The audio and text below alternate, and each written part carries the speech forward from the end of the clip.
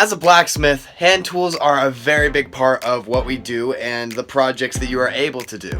And while you can find hand tools for blacksmithing online, they tend to be a little bit expensive, which is why it is normally preferred to make your own hand tools. And that is exactly what I'm going to be teaching you guys today. I have 3 blacksmithing tools that I will be forging out of common materials, such as rebar, because that's super easy to either buy or just find, and things like square stock or railroad spike if you chop off the ends. I'll be teaching you guys how to make a hand chisel, a drift, and a hot cut hardy. Each of these tools are essential for a lot of big blacksmithing projects, so be sure to stick around for all of them, and let's get into it. So the first basic hand tool I'm going over, chisels.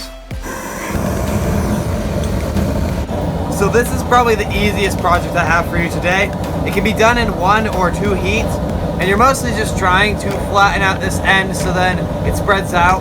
Depending on the steepness of the edge you want is how thin you go. I'm gonna make a very thin chisel. It's a good idea to square off the edges on this when you're forging it out. And you also want to make sure you're rotating as you hit so then the edge stays center and doesn't form off to one side.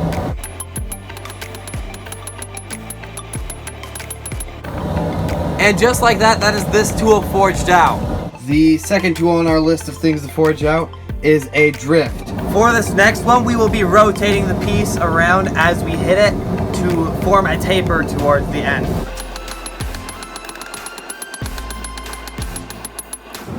A common problem to experience when you're doing this is fish mouthing, which is where some of the metal starts to fold over on itself. I normally just fix this by grinding, but this will take a few heats to completely forge out, and then we'll grind it after. And here's where I'm going to merge these 2 projects sort of in the way that I'm going to chop both the handles right now and then show you guys the tempering process for these, because it is the same for each of them. Now when it comes to handle lengths, I'm going to be cutting these down to about 7-8 inches just because that's what I normally do. An easy way to figure out what's best for you is hold it as if you were about to chisel something and just put a little mark a 1/2 inch or so up above where your hand was. So then you can have a nice little holding spot if it's your hand, and you can have a comfortable distance between your hand and the workpiece when you're using these tools.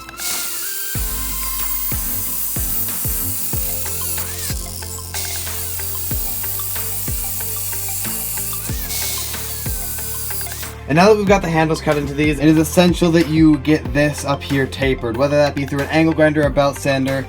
You want to do that so then you don't get chipping when you're hitting the end of your tool into your workpiece.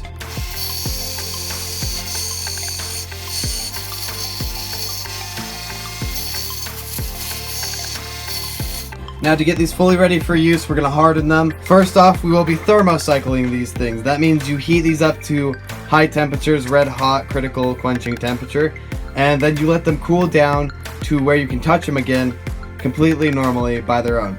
This helps refine the grain structure in the steel and just makes it generally tougher. We'll then go on to heat these up to critical temperature, which is red hot, and quench them in water. Water works fine for rebar, I've used it many times. And this makes it so the actual tool is brittle and hard. We'll then go and temper the tools in a toaster oven. This is where we keep them at a high temperature for an extended period of time. I will be doing a 450-degree Fahrenheit tempering cycle on these for 2 hours, and there will only be 1 cycle for that because these don't need to be heavily tempered.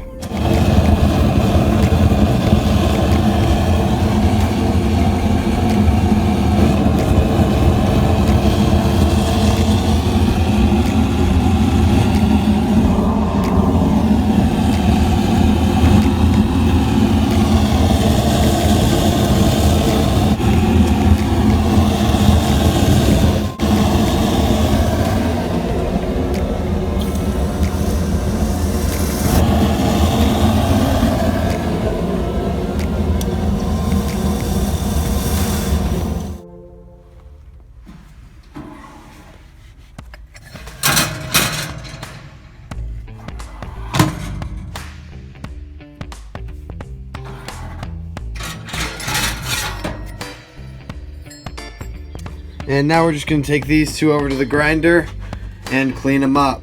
For the chisel, we're obviously going to be putting an edge on it, and that is basically all you really need to do at this point in the process, and then it'll be finished. And the drift, if you've ground it to this point, is actually already completely fine to just be cleaned up, and you don't need to change up the geometry really at all.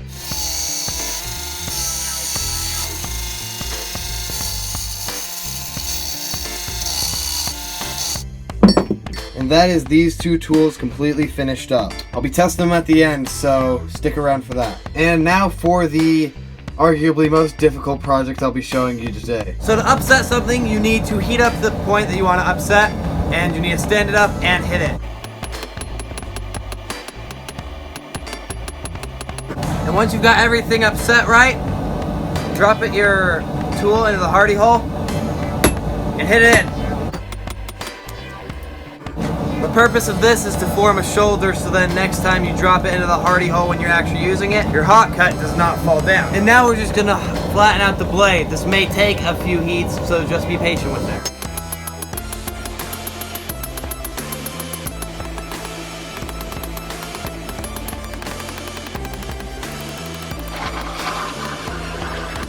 And now that this is all forged out, I am going to do the same thermocycling and quenching treatment as the drift and chisel. Not going to make you guys watch that again, but I'll come back to you once it's all hardened up.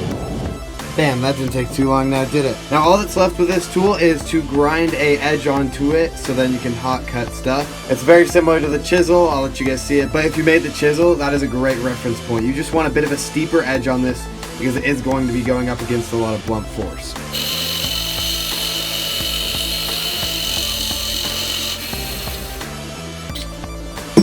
And just like that, this is done. Now it's all great and dandy that I can show you guys how to make these tools. Now let me do a quick demo on how to use each of them. To use the drift, you might want to start by starting on a flat surface and marking out where you want your hole to be by just doing a light tap with the hammer.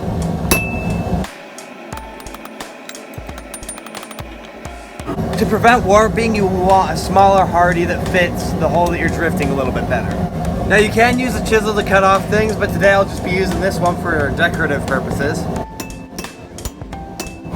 then you can use the hot cut hardy to just cut this thing off quick and easy without having to pull out your angle grinder.